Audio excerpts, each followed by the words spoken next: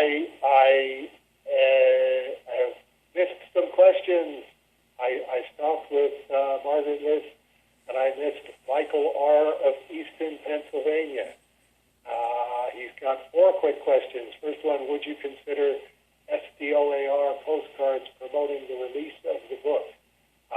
Probably when the general release is done through the stores. Yes, that's a very good idea. Like the postcards from hell for Cerebus in Hell. No, that's a different thing entirely. That's just trying to bring in some revenue for the guys actually working on Cerebus in Hell. So it's a different thing entirely. But yes, very good idea. Strange Death of Alex Raymond postcards with cover reproduction. How about postcards promoting remastered Cerebus phone books?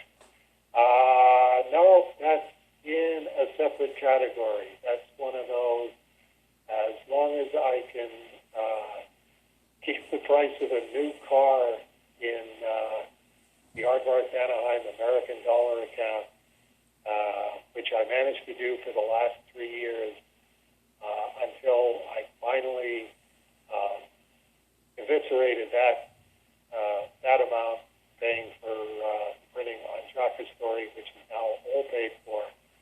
And the check, I just deposited the check for Jock's Story, so now I have to keep that intact in the American Dollar account so that I can pay for Church and State Volume 2, which hopefully should be sometime in the next 2 or 3 months. But that's as much as I want to do on the trade paperback, is keep that money there and proofread them like crazy in between the time that Sean has finished remastering them and when the printer's going to get a hold of them. So I've already proofread Volume 2-1 and just waiting for the corrected version to reread and correct Church and State Volume 2. It's a gorgeous book. Sean did an absolutely amazing job. All of those things where you go, I didn't know that all of that detail was in there. It's like, man, I drew it and I didn't know all of that detail was in there. Thank you, Sean. He posted a preview and he had the before and after, and there's the one, I think it's a dream sequence where Cerebus pushes open a door and there's just a big black blob. And in the remastered, it's a lion's head. That's right. And I had completely forgotten that. When I looked at it, I went, that looks a lot better. I mean, when I read he posted it, and I read the post, and I had that flashback to latter days when Cerebus is messing with the 3 wise fellows, and he's getting them agitated about, Mickey, Walt, and Donald, and then just sitting back and seeing what happens, and oh look, it's a lion's head. There it is. That's right. That's right. The 4th question Michael R. had, it's going to be in the mid-90s today with a heat index hovering around 110 degrees in Easton, Pennsylvania. How's the weather today in Kitchener? And weather today in Kitchener started off perfect. High 70s, clear, dry, and then it just started getting hot about mid-afternoon, which ties in with, where was that question? That's another one that I missed. Somebody asked. Corey Forrester, I believe. Asked about the air conditioning. Does the off-White House have air conditioning? Yes, it does. And I've got the air conditioning on, but it's just about time to turn it off. I only have to put it on for a couple of hours a day. They were trying to sell me new central air when they sold me the new furnace, and it's like, no, this is Canada. You don't need to replace your air conditioner nearly as often as you need to replace your furnace. So thank you, and no, I've never had problems with the central air since we had it installed in the early 1990s. And David Birdsong, hi Dave, a bit off topic, but it's the 50th anniversary of the moon landing shy of my 4th birthday, so I have no memory of it. If my math is right, you were 13 at the time. Do you have any memories of that day you can share?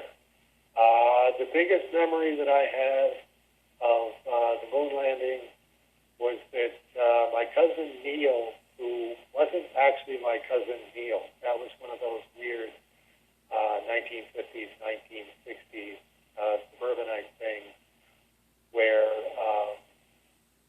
the couple,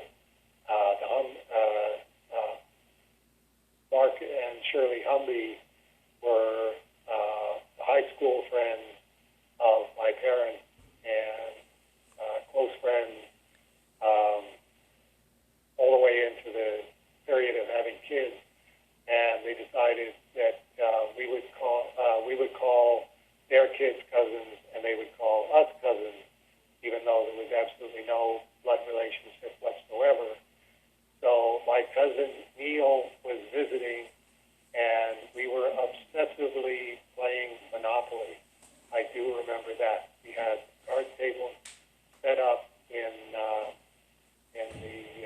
rec room where the television was, and Neil and I were just playing Monopoly game after Monopoly game after Monopoly game, and watching the moon landing coverage of on television. Like everybody else, we have photographs of our television with a giant white blob in the middle of it, because everybody tried to take a picture of the television when Neil Armstrong stepped down off the ladder, and it's like that doesn't work. You can't take a photograph off of your television. But nice thought, and that's certainly we were told repeatedly and told emphatically that this is a historical thing happening. That so try and remember the moon landing. And apart from the failed attempt to take a picture of Neil Armstrong stepping off of the ladder, that's the only thing that I filed away mentally that stuck with me. Just remember you and Neil playing Monopoly nonstop for however long he was here, a week or something like that. And apart from that, one small step for man, one giant leap for mankind. He admitted that he messed that up, and it was supposed to be that's one small step for a man and one giant leap for mankind. And I think he kind of jinxed that one, because I think that's where feminism came from. It was if he had just gotten it right and said a man, then the mankind would have had a different connotation to it. But it just meant that that's exactly what happened. It was one small step for man and a giant leap for mankind, which usually includes women. Right. Somewhere around here I got a newspaper reproduction from the moon landing that I bought at a museum because it was on clearance. I'm like, I'll buy this and savor it forever, and I'm sure it's folded up in a box someplace. Yeah, that tends to happen. It tends to happen. You don't think that you're going to do that, and then you just find out that, well, this is why these things are rare, because most of the time when they are preserved, they're preserved accidentally. It's very, very rare that you have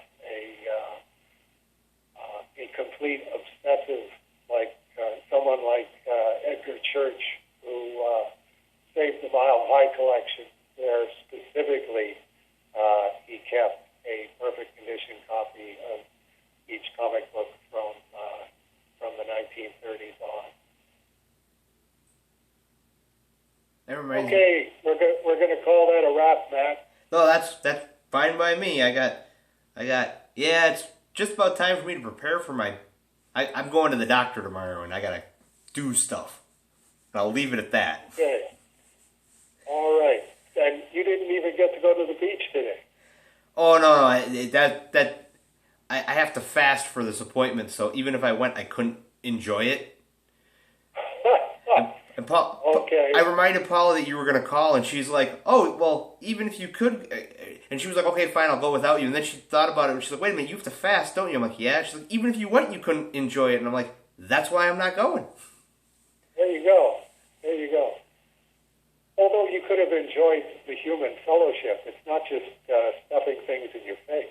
Yeah, see, I'm a big fan of a cartoon misanthrope, so there's a reason for that. There you go. Okay, well, when they get back from the beach, you say hi to Paula and Natasha and JNS. Janice Pearl. Okay, all right. I gave you the 5-second grandpa moment of he's got 2 kids, and I know one of their names. There you go. And it's I usually forget Bullwinkle, and I remember the other one. Okay. All right. We'll talk to you again.